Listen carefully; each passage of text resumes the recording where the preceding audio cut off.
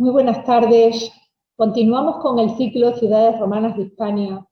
y afrontamos este nuevo mes de noviembre, hoy día 4, con una conferencia magistral de la profesora Margarita Orfila Pons. La profesora Orfila es catedrática emérita de la Universidad de Granada, donde ha desarrollado durante muchos años su actividad docente e investigadora. Sus líneas de investigación han sido numerosas, basadas sobre todo en la romanización de las Islas Baleares, pero también en la propia ciudad de Granada y en el territorio de Andalucía. La profesora Orfila, actualmente ya emérita, es en el momento presente directora o presidenta del Ateneo de la ciudad de Mahón, en Menorca.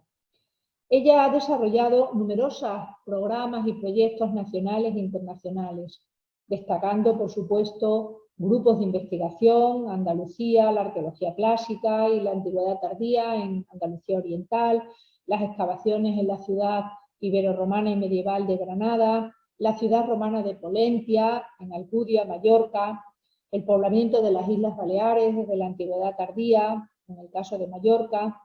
y un sinfín de publicaciones y de programas que podríamos ir desgranando a lo largo de bastante tiempo y minutos. Son muchas las publicaciones, más de 18 libros, capítulos de libros, artículos, congresos, que superarían varios centenares en su totalidad. Ella actualmente sigue vinculada a la ciencia y a la investigación y precisamente por eso, por su experiencia, por su trayectoria y su conocimiento de las Islas Baleares, la elegimos como la conferenciante para presentarnos esa impresionante ciudad romana de Polentia, en Alcudia, Mallorca. Agradecemos a la profesora Margarita Orfila que nos acompañe, que siempre esté dispuesta a colaborar con el Museo Nacional de Arte Romano y sin más preámbulos le cedemos la palabra, anunciando naturalmente que además esta conferencia tendrá su continuidad también con la conferencia de Saguntum el próximo día 11 de noviembre en este área del Mediterráneo y del este peninsular, a cargo de la profesora Carmen Aranegui. Cedemos la palabra, por tanto, a la profesora Margarita Orfila y reiteramos nuestro agradecimiento desde el museo, desde el equipo del museo, el que haya querido colaborar y participar en este ciclo de conferencias con la ciudad romana de Polentia.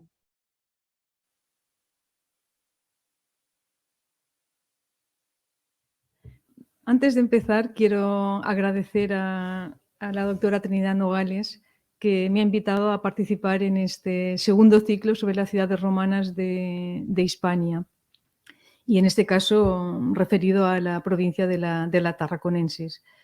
Es desde luego un placer este ciclo de conferencias que el Museo Nacional de Arte Romano, situado en Mérida, ha decidido retomar y organizar en estos dos cursos.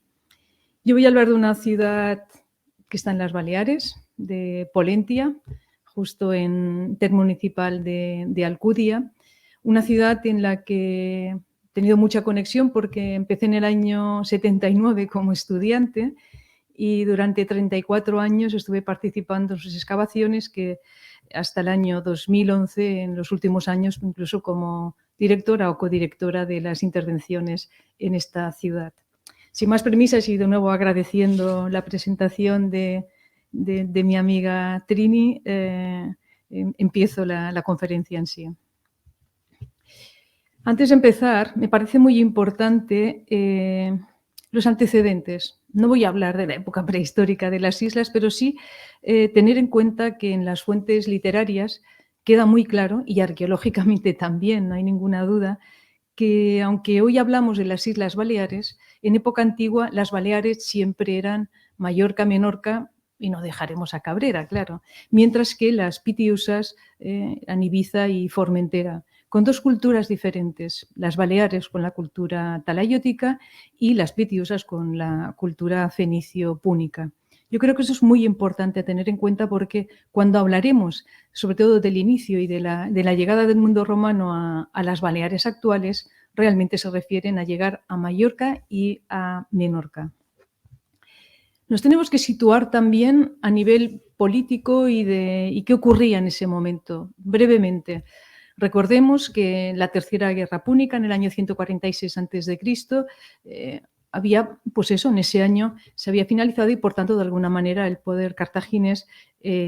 había sido dominado, o era a partir de ese momento dominado por el mundo romano. Si ven en el mapa de la izquierda, el color de, en ese año, sobre finales de 146 al 123, que es del que hablaremos, toda la zona con ese color ya estaba bajo el dominio de Roma. Pero por otra parte, también vemos el círculo que he puesto en azul, que lo que es el arco de conexión directa entre la península ibérica y la península itálica por tierra aún no estaba bajo el dominio romano. Y por otra parte, este círculo amarillo que he colocado aquí, Ibiza, a partir de ese año 146, es el único, digamos, reducto de la cultura púnica que queda vivo, en vigor, que queda alguna independiente como el último punto de lo que había sido la cultura púnica o cartaginese, o el mundo púnico cartaginese. También es importante resaltar hasta qué punto, en el momento de que en el año 123 a.C. el cónsul Quinto Cecilio Metelo, denominado luego el Baleárico, es el que lidera la expedición para conquistar o intervenir militarmente sobre Mallorca y sobre Menorca. Por una parte venía muy bien preparado porque eran muy conocidos los honderos baleáricos, que siempre habían estado en el bando de los cartagineses formando parte de la infantería ligera, y las embarcaciones que llegaron estaban cubiertas de una especie de lonas o de pieles de animales para poderse defender de lo que ya sabían que les llegaría, que serían todas las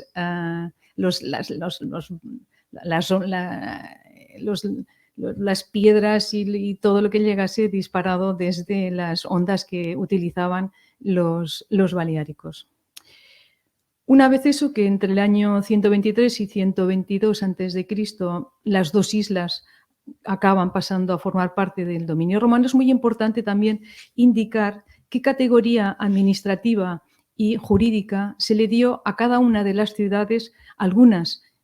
creadas de nuevo, otras que ya existían y que se adaptan al modo romano. En ese caso, entre el 123 a.C. y el 70 es cuando se crearían dos ciudades muy importantes en Mallorca: Palma, que domina la bahía de Palma, y Polentia, que dominará dos bahías en la zona este de la isla, que es la actualmente de Alcudia y de Pollensa. En ese momento, no me voy a entrar en la discusión de si Palma y Polentia fueron, como lo dice Mela, colonias o acabaron siendo municipios, pero sí que entran dentro del juego de la administración romana. Y no es hasta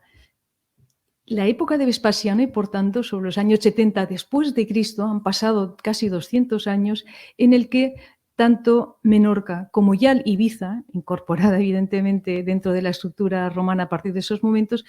se le concede a las ciudades que existía el estatuto de municipium. Hay un desfase importante entre esas dos fechas, y creo que también es importante a resaltar. Y bueno, tienen aquí escrito, como ven, Ibiza en un momento determinado, en el momento, en principio, a partir del 123, hay que considerar, fue federada y por tanto considerada de tú a tú con Roma, y una de las poblaciones de Mallorca, Bocorus, también fue considerada como federada. ¿Cuándo? ¿Por qué? ¿Dónde? ¿Cómo? Son preguntas que yo siempre me formulo, y dentro de mi grupo de investigación le hemos formulado en diversas ocasiones para entender cuándo, por qué, dónde se crean o por qué se llega, y por qué en ese momento se interviene en estas islas, o por qué se llega a cualquier sitio, o por qué se crea una nueva ciudad. Ya hemos visto que es un momento de expansión del mundo romano a partir de la caída de Cartago. Por otra parte, es importante tener en cuenta que a partir de ese momento, con la expansión de Roma necesita muchos bienes, y es muy importante que toda la producción minera del sureste de la península ibérica, plomo, plata, lleguen a Roma, y que la manera más fácil de llegar es por esa línea roja que les he puesto en el mapa, y por tanto pasando por las Islas Baleares. En ese momento, como saben ustedes, había un problema importante de piratería. Era muy fácil que atacasen a las embarcaciones romanas, y casi siempre eran pequeñas embarcaciones que atacaban a estas embarcaciones más grandes de época romana. Todo ese proceso de traslado de bienes, que luego también será bienes alimenticios, había que asegurarlo. Pasar por las Islas Baleares y entre Córcega y Cerdeña era la línea más recta y más corta, y en el fondo por la que se iba por menos línea de costa, porque si seguimos toda la curva siguiendo la costa por el Golfo de León y bajando por Génova, pues hay muchas posibilidades de que te ataque cualquier embarcación. Si vas directamente pasando por las Baleares, controlando las islas, controlando esas zonas, ya sabes que tienes seguridad de navegar. Y eso es un punto, yo creo que es importante a tener en cuenta, dado que el mar era el medio de transporte más fácil, más barato y con mayor cantidad para llevar los bienes de un sitio a otro. Situémonos y ya centrémonos en Pollentia. Pollentia tiene una situación estratégica, es la palabra que mejor la define. Se ubica en ese pequeño istmo que separa las dos bahías, la del norte, la de Pollentia, y la del sur, la de Alcudia. Está escondida detrás de ese propio istmo, que tiene una montaña que llega a tener 440 metros de altitud. Se sabe por las investigaciones que se han hecho que en esos puntos rojos hay más que eso, son puntos de vigilancia, y por tanto desde la parte de arriba se ve muy bien todo, una parte muy importante de todo el abanico del mar Mediterráneo en esta zona. Insisto, la ciudad queda detrás, escondida. Y por otra parte, si uno quiere acceder desde tierra, tampoco es fácil acceder, porque hay toda una serie de pequeñas elevaciones que para llegar por tierra, no es exactamente esta línea azul que he puesto, pero sí que, digamos que para llegar siempre hay algún punto elevado que puede muy bien vigilar quién llega hasta allí. Hoy en día, Pollentia tiene la suerte de que está justo a las afueras de Alcudia, entre lo que es la Alcudia población y el puerto de Alcudia, unos terrenos básicamente adquiridos ya hoy en día por diversas entidades administrativas, desde el Estado español hasta el Consejo Insular de Menorca y algunas propias del Ayuntamiento de Alcudia, y por tanto se puede desarrollar un proyecto de investigación sin tener la problemática de estar en el subsuelo de una actual ciudad. Pero vemos esa posición y la fotografía de la derecha, pues un poco la zona que ocupa a nivel de fotografía aérea actual. Esta fotografía está hecha desde una de estas elevaciones que, digamos, vendrían de tierra. Vemos muy bien donde pone Pollentia, es donde está situada, y toda la serie de pequeñas lagunas que hay a la derecha, de albuferas, que hay que tener en cuenta que seguramente, y que en época romana, la línea de costa no es la actual con esas construcciones que ven a la derecha, sino que llegaría hasta casi el recuadro que pone Pollentia. Por tanto, nos estamos ubicando en el lugar. Toda la serie de relatos de las fuentes literarias hablan de dos ciudades en Mallorca, una en la zona este y otra en la oeste, y Palma y Pollentia. Toda la serie de hallazgos, especialmente epigráficos, que han ido apareciendo desde el siglo XVI, que están documentados, han permitido, al aparecer el nombre de Pollentia en las inscripciones, ubicarla físicamente en ese lugar. El topónimo Pollentia, que tiene ese carácter augural y carácter militar, que es importante a recordar ese punto, hoy en día lo ha cogido una población que está a unos 12 kilómetros, que es Pollensa, que a veces la gente confunde si Pollentia está en Pollensa, Pollentia está justo al lado de Alcudia. También hay que decir que simplemente analizando las inscripciones que hasta la actualidad se han recuperado, aunque no se hubiese excavado en ese solar, sabríamos de la existencia de edificios administrativos o religiosos por los cargos de las personas que están citadas en esas inscripciones, y que, pues, si pertenecía al Ordo de Curional, es que había un lugar en donde se reunía el Ordo de Curional. Si era Flamen, es que había un templo, había lugares religiosos, y siempre con el hecho de que existen estos lugares había una plaza pública que era el foro, ¿cómo no? También es una ciudad que tenía un rango importante, dado que esa pequeña inscripción que se perdió, pero que está muy bien documentada en el libro de las inscripciones de Cristóbal Bain del año 65, queda muy bien ya allí reunida con todas las inscripciones de las Baleares de época romana, esa referencia que a priori Cartago capta fuit, evidentemente, como muy bien luego lo ha estudiado el doctor Mayer, se refiere a un ejemplo del listado de hechos ilustres que se tenía en una inscripción dentro de esta ciudad, recordando efemérides importantes del mundo romano. Si continuamos con las inscripciones, pues hay una serie de inscripciones de la zona de Italia, de la zona de Luni, en el que hacen referencia a personalidades que han tenido cargos importantes o dentro del listado de los cargos que tuvieron a lo largo de su carrera administrativa, en algún momento fueron praefectus insularum Balearicum o praefectus pro legado insularum Balearicum, este concreto del año 63-65 después de Cristo, otro más que en Tarragona también se identificó. De alguna manera, lo que quiere decir es que perteneciendo como perteneció Pollentia a la provincia tarraconenses y seguramente perteneció dentro del circuito de lo que sería Cartago Nova, en cuanto a conventus, debió tener de alguna manera algún significado el que hubiera alguna persona que se encargaba específicamente de las Baleares. Siguiendo con las inscripciones localizadas en Pollentia,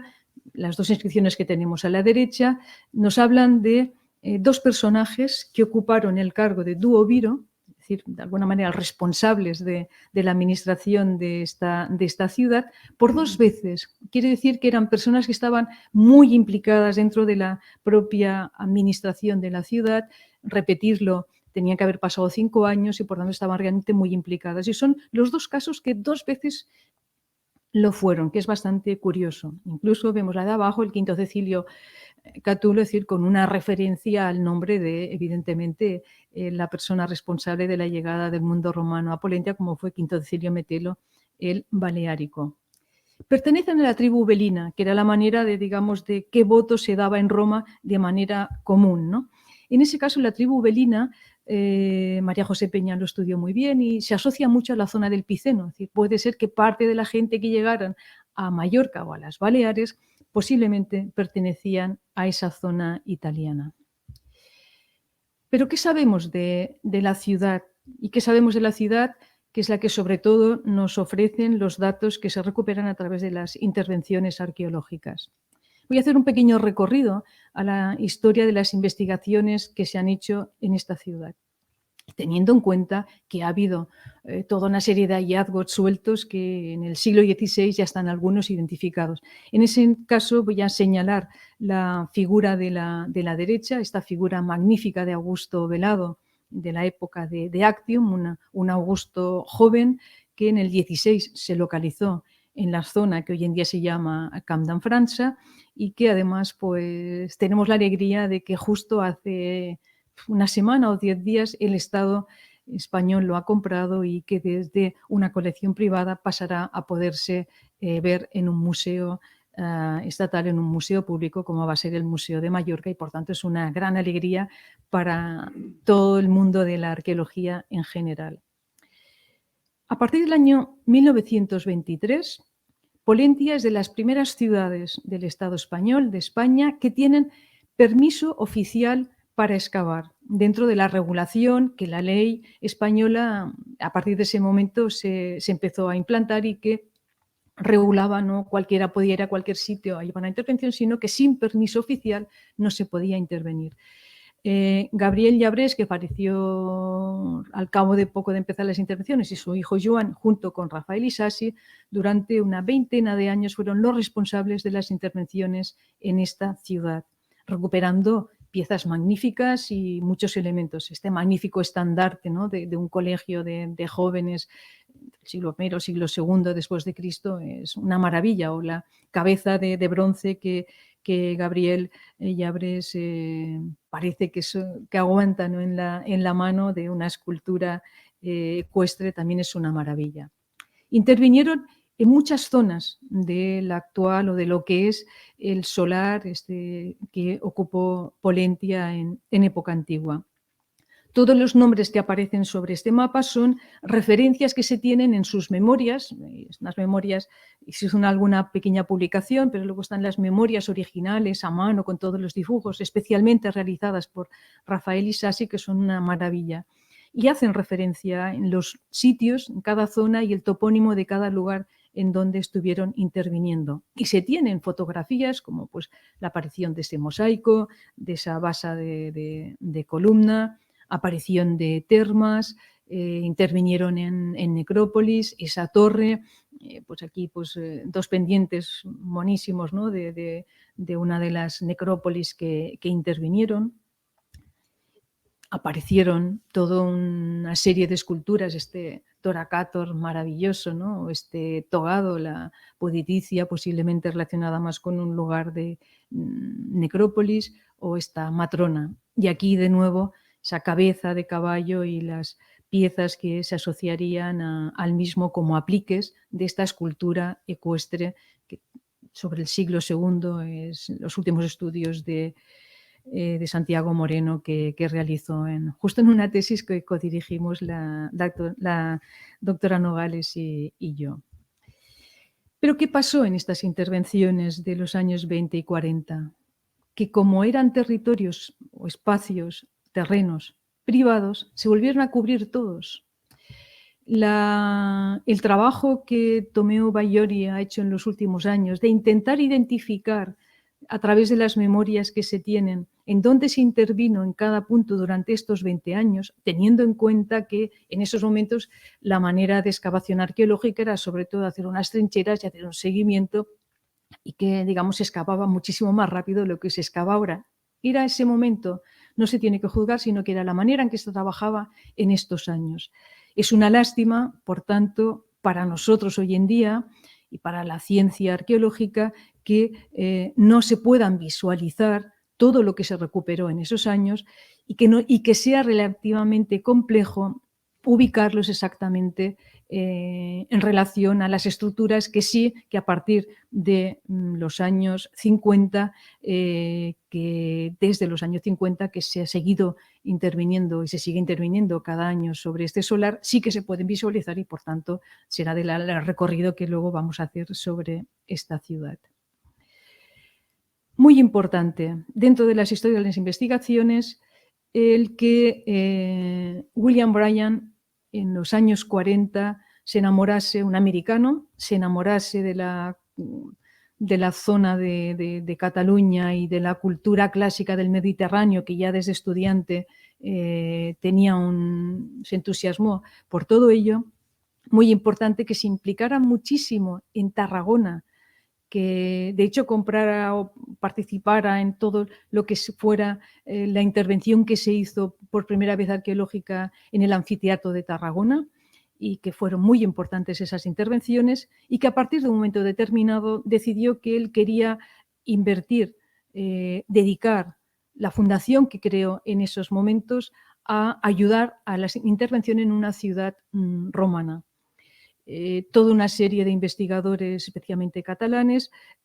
pensaron que estaría muy bien que se trabajara sobre la ciudad romana de Pollentia.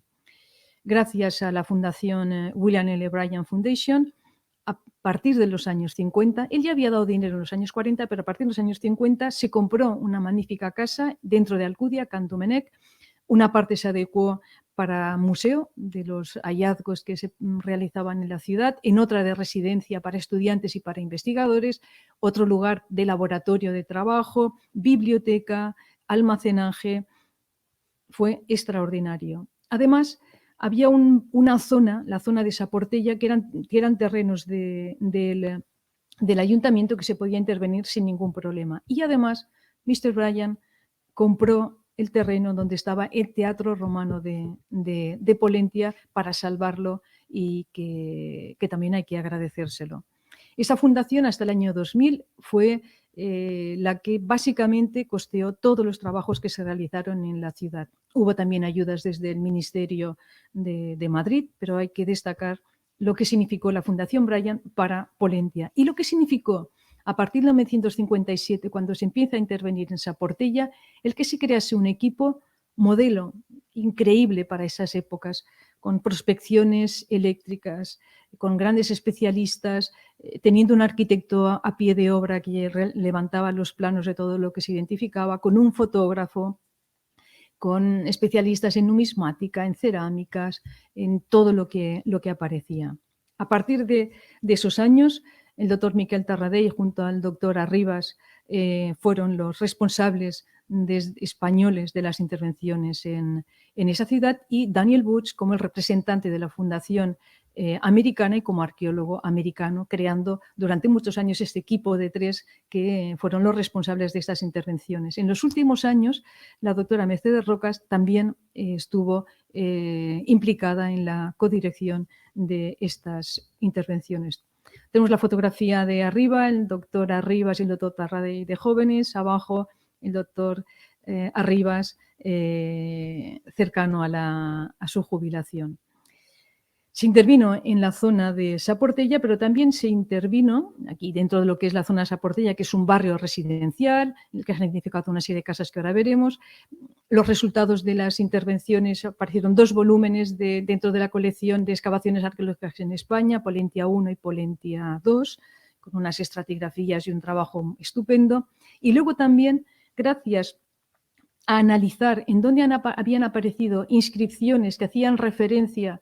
a la zona que tendría que ser el foro por referencias por decreto de los decuriones, etcétera, se decidió intervenir en la zona del Camp d'Enfrança ya en los años 80 y gracias a esta decisión se está trabajando y aún se sigue trabajando en lo que era la zona del foro, esa gran plaza pública de la ciudad. En el año 83 también, bajo la responsabilidad del doctor Arribas, se publicó un volumen de estudio de los materiales. Y también en esos años el doctor Arribas pues, publicó las primeras pinceladas de lo que se veía ya que era un templo y lo que sería el foro de la ciudad. Me incorporé yo a la codirección con el doctor Arribas en los años 90 y luego se incorporaron también el doctor Miguel Ángel Cao y la doctora Chávez, en el que, como ven, a veces es complicado dirigir y a veces pues no es todo fácil y divertido. Pero muy importante, y ya como último dentro de las historias de las intervenciones, el que en el año 2000 se creara el consorcio de la ciudad romana de Pollentia bajo el paraguas del Ayuntamiento de Alcudia, juntamente con el Consejo Insular de Mallorca, Gobierno Balear, y también se incorporó el Ministerio de Cultura dentro de este consorcio, que es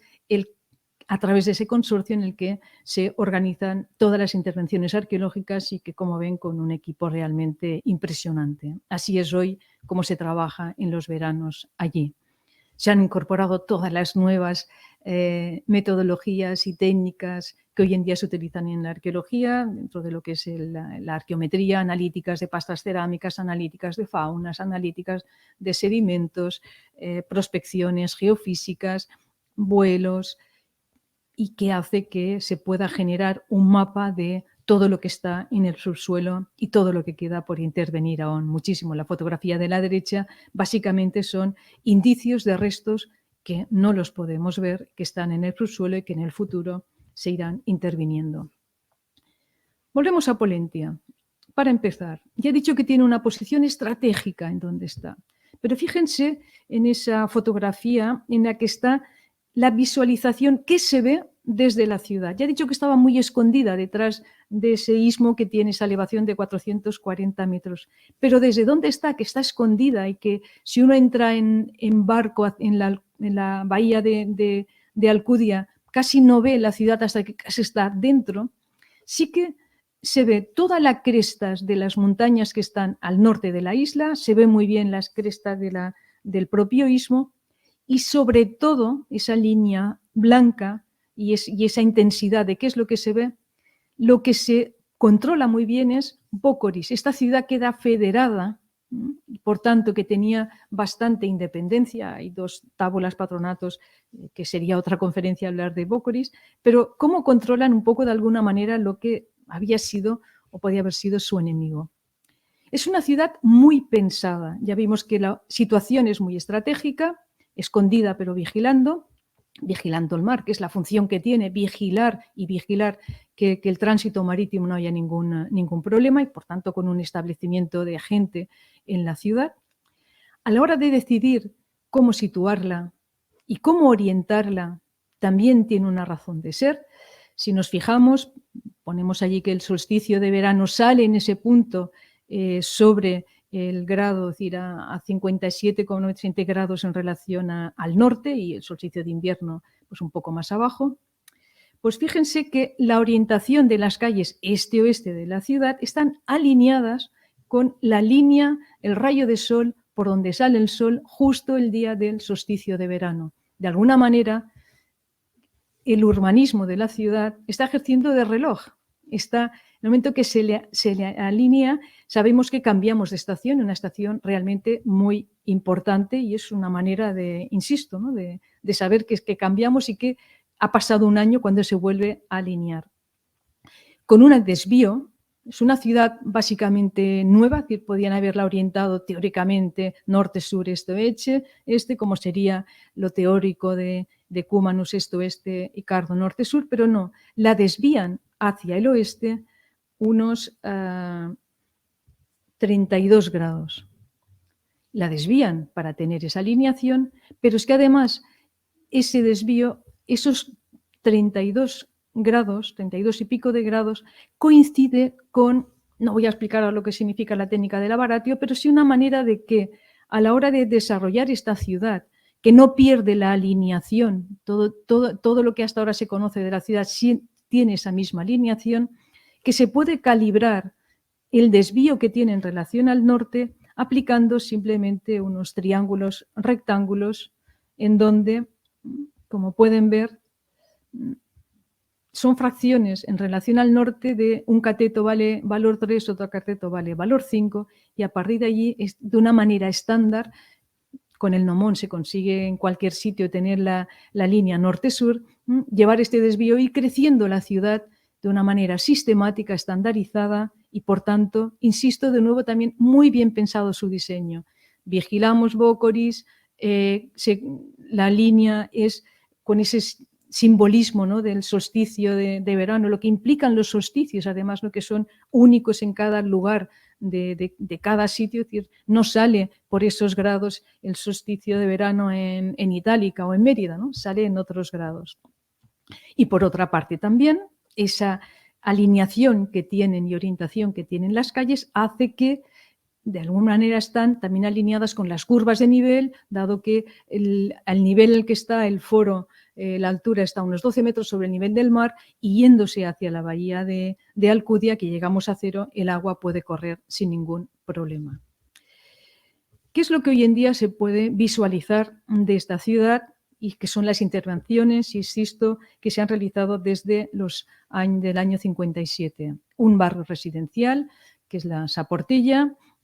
una pequeña zona, una casa de Polimnia, que está menos estructurada, la zona del foro y la zona del teatro, junto con algunos lugares de enterramientos de época más tardía. Hay una discusión a nivel académico, y es que si bien Quinto Decilio Metelo el Baleárico llegó a la ciudad, intervino sobre Mallorca y Menorca en el año 123 a.C.,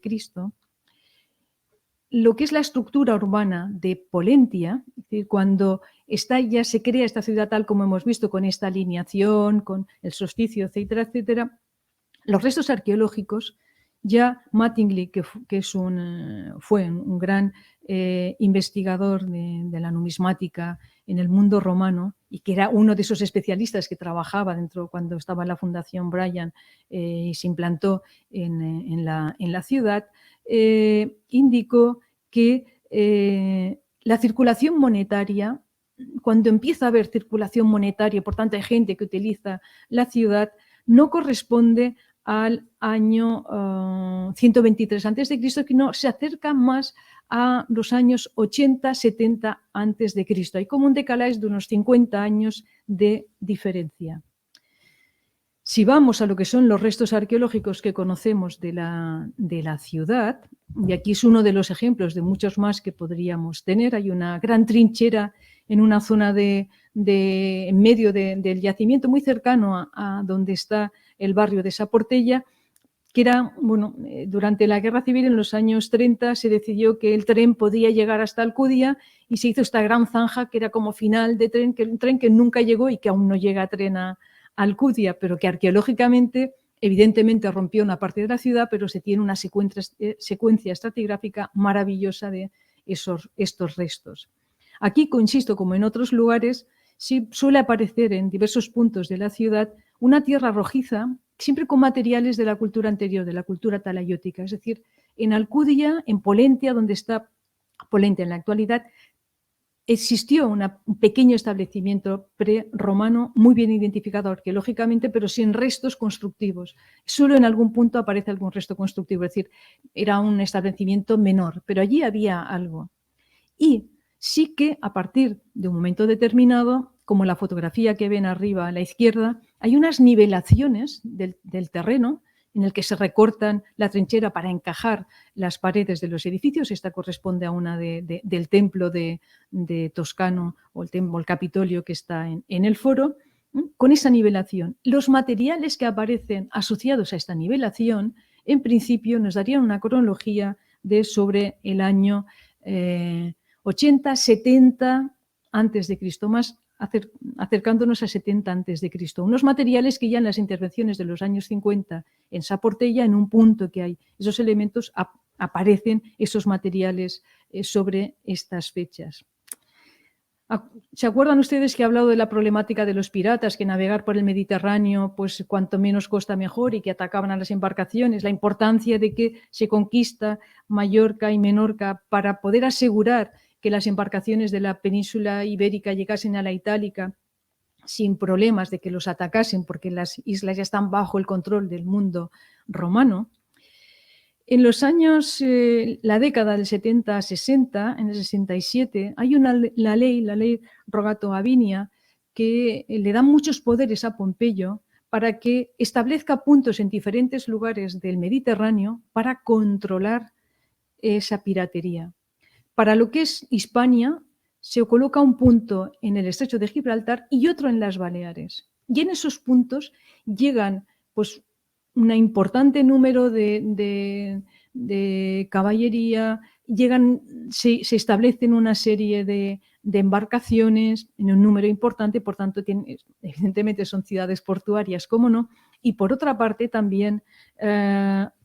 una ingente llegada de unos 2.000 o 3.000 personajes correspondientes a lo que sería, pues, soldados y militares, ¿no?, para controlar los lugares. Qué casualidad, no tenemos una conexión directa, pero qué casualidad que cuando se desarrolla urbanísticamente la ciudad, especialmente cuando se desarrolla, las ciudades tampoco se crean de hoy para mañana, necesitan un tiempo,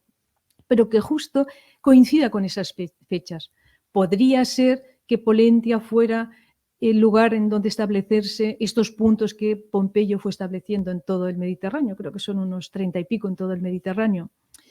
No sé si lo llegaremos a saber nunca, pero es un punto importante y de reflexión, y que sí que coincide de alguna manera con los restos arqueológicos que hasta la actualidad se tienen. Vamos a hacer un recorrido ahora sobre los elementos que se aprecian. Volvemos al barrio residencial de Sa Portella. ¿Qué se conoce de este barrio residencial? Se conoce una calle, hay otra transversal que también la vemos señalada en el mapa de la derecha, pero esa que va aquí estaría en vertical, es una calle importante, porticada, es decir, que había un pórtico que, pues, uno podía pasear y las inclemencias del agua, del sol, pues se salvaba. Tiene dos calles perpendiculares a cada lado que lo que demarcan son, por una parte, una casa que corresponde a la Casa de los Dos Tesoros,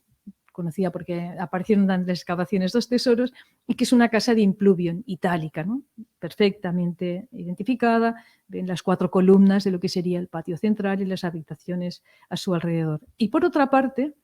la derecha, un poco tocada por esa trinchera que he mencionado, otra casa, la casa de la Cabecita de Bronce, con una estructura ya de peristilo, es decir, un gran patio alrededor. Se identifica otra pequeña casa, igualmente igual que la de los dos tesoros, que correspondería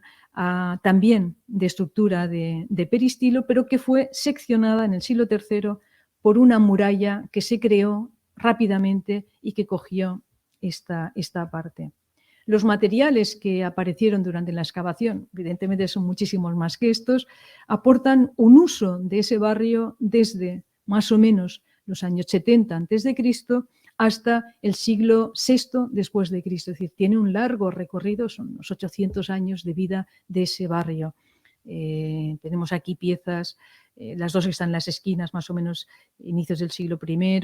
la parte de en medio del siglo II, esta maravillosa cabecita idealizada, ¿no? de un joven, en determinados momentos era un baco joven, puede ser, ¿no? O piezas de vajilla ya dibujadas que corresponden ya al siglo VI después de Cristo. La restitución que Tomeu Bayori hizo hace unos años, idealizada de lo que sería la ciudad, justo estaríamos encima, ahora la fotografía, la imagen de abajo de la derecha, de la calle porticada, el pórtico, adosado a esa casa que es de peristilo, la casa de los dos tesoros, la muralla que seccionó y cortó la ciudad y, como pueden ver, pues la primera casa sería esta, la que está detrás ya la otra con ese gran espacio abierto central que he mencionado. Volveríamos a ver aquí de nuevo las dos casas, de atrio y de peristilo, las dos, y la muralla que lo cortó. Hay más barrios residenciales identificados. Cambibé, Cambassé fueron trabajados durante la época que la Fundación Bryan estuvo trabajando. Uno se ve, el otro aún era terrenos privados y por tanto tuvo que cubrirse. La casa de Polimnia, pues porque aparece el nombre de esta musa en las pinturas murales, muy cercana a la trinchera y cercana al barrio de Saportella que hemos visto. Evidentemente la presencia de esas divinidades domésticas en figuras de bronce también las tenemos, como tenemos este de aquí, o pues una pesa que correspondería a alguna tienda, que en muchas ocasiones esas ciudades, estas casas habrían en un momento determinado una tienda. Nos centraríamos en la parte central ahora. El recorrido llegaríamos a lo que es la plaza principal de la ciudad, el foro y la serie de edificios que hasta la actualidad se han identificado del mismo. Por una parte, un templo central, Capitolio, antiguo, templo toscano, hoy en día más bien identificado, y a cada lado del templo, aparte de unos espacios abiertos, dos zonas comerciales, dos centros, es decir, lo que se llama la ínsula de tabernas al oeste del Capitolio y un Maquelum que se ha identificado al este. Es decir, hay una gran actividad comercial en esta plaza y también, evidentemente, representada la actividad religiosa con este templo importante y otros dos más, y tenemos que pensar que el Oro de Curional también estaba allí, por tanto, la actividad política y pública que se centraba en este espacio. Sobre la fotografía aérea, vemos la ínsula de tabernas, el templo forma capitolina y el mercado, el Maquelum, que en los últimos 10 años es donde se ha intervenido. Junto a ello, un pequeño templete pegado a ese templo toscano, llamado el Templete 1, y otro mucho más moderno, también en esa zona ocupando parte de la plaza. Y una serie de calles, esta calle que también estaría porticada, o la calle que marcaría la otra fachada de esta ínsula de tabernas, que estaría donde han aparecido estas dos flechas amarillas. Arqueológicamente, los elementos más antiguos bien identificados por estratigrafía, pues el templo y la ínsula de tabernas que le queda a la izquierda, con una serie de elementos, y la calle porticada, que digamos los circulitos corresponderían a las bases de las columnas que soportarían ese pórtico. Una serie de elementos que entre el siglo I y II se van realizando y transformando en la ciudad. Las ciudades siempre se transforman, ¿no? En cualquier ciudad que nosotros vivamos, todas se transforman, cada año hay transformaciones.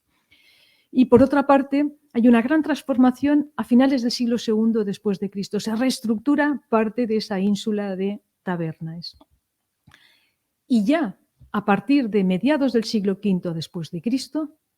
tal como he dicho que se secciona en el barrio de Sa Portella esa casa con una muralla, aquí aparece otro recinto más moderno a partir del siglo V con una serie de torres que reaprovecha parte de las paredes de estos edificios para crear una especie de recinto fortificado que de alguna manera envolvería lo que habría sido el foro, como un recinto fortificado en el centro de la ciudad en época ya tardía. Ese templo central, de nuevo vemos esa nivelación y recortado la forma de las paredes en negativo. Se robaron durante época islámica, seguramente el momento que ya a partir de 1229, que es la llegada de catalana a Mallorca después de la época islámica, en el que se empieza a crear Alcúdia y, como no, pues la cantera para construir Alcúdia era la ciudad que tenían al lado, que era la de Pollentia, y por tanto parte de esos muros han desaparecido, pero no la huella en negativo de la forma, el diseño de este edificio, ¿no? Que una parte de eso estaba robado. Vemos perfectamente en la fotografía de la esquina de la izquierda arriba, el puntero no funciona, pero entre la pared más gruesa y ese cartelito negro hay una barrita en colores blancos y negro que corresponde a justo cómo está encajado dentro de esta trinchera la base, el cimiento del muro de este Capitolio, encajado en esa nivelación con esos materiales que nos llevan a esta cronología que ya he dicho anteriormente, alrededor de la década de los 70 a.C. Está muy bien pensada la ciudad, ya lo han visto, ¿no? Anteriormente. También está pensado cada edificio, están modulados, tienen unas medidas estándar, es decir, mide 60 pies por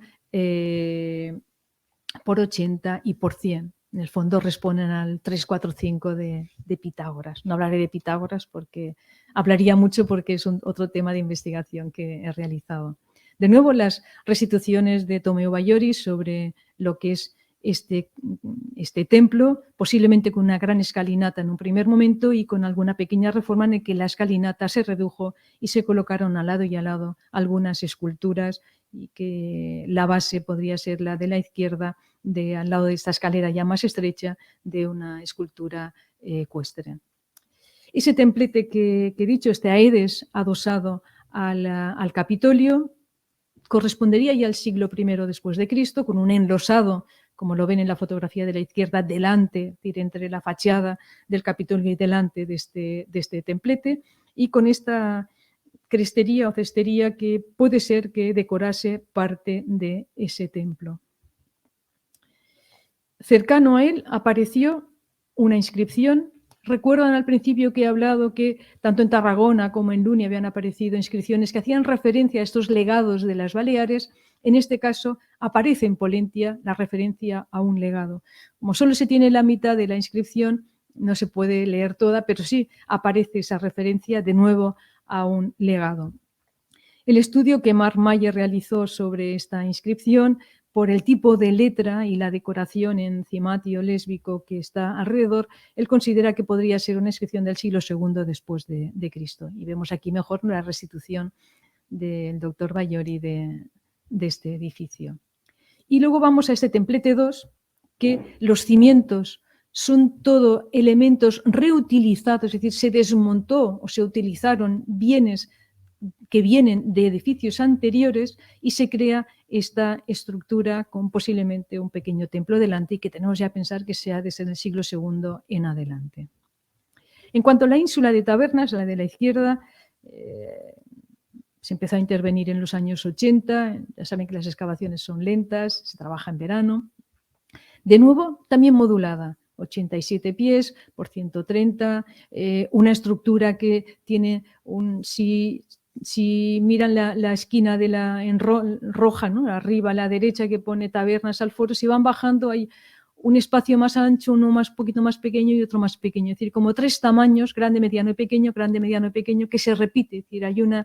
estandarización muy buena. Hay muy buena estratigrafía de esta zona. Un gran incendio de finales del tercero, hacía unos 100 años que funcionaba la reforma de finales del segundo,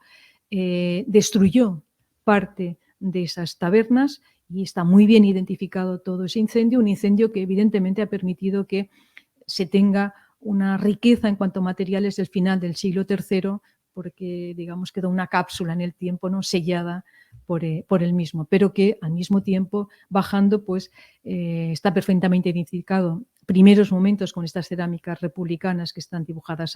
abajo, de barniz negro, o ya materiales, las dos fotos de la derecha, que corresponden al siglo I después de Cristo, toda la secuencia, una de las tabernas con la sección del inicio de cuando se empieza y todos los materiales que han aparecido, que especialmente, como no es, del último uso que tuvo